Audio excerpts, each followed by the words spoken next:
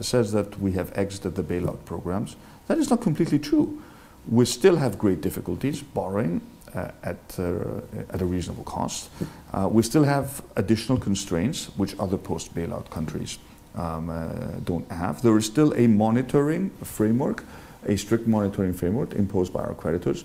I intend to convince my partners, our creditors, that we mean business when we're talking about implementing real reforms. And we will be implementing them not because they are part of a program, but because we truly believe that they are necessary to make the Greek economy more competitive and to improve the efficiency of the Greek public administration.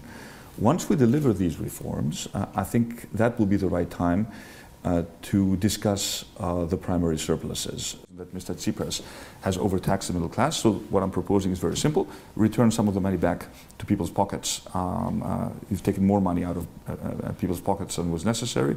I plan to return some of it back to the people and to the Greek corporations in order for them to reinvest, hopefully reinvest the proceeds.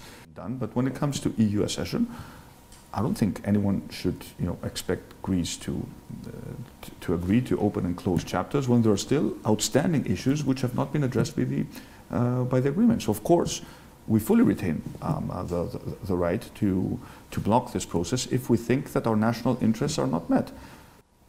The situation there is just not acceptable for a European country. And Greece has had a lot of money at its disposal. So Greece has mismanaged the situation politically, and from an administrative point of view, it's been a disaster. I don't think I'm the only European politician who currently talks about the need for Europe to protect its external borders. I think that's a mainstream policy. If you talk to people, in our other main European political families, they will tell you the same thing. We cannot have a Schengen zone of free movement without knowing who comes in and who leaves Europe in a managed way. Everybody should be concerned, but I'm also concerned about the rise of populism. And Greece has been at the forefront of the rise of populism. And when I hear Mr. Tsipras talking about, the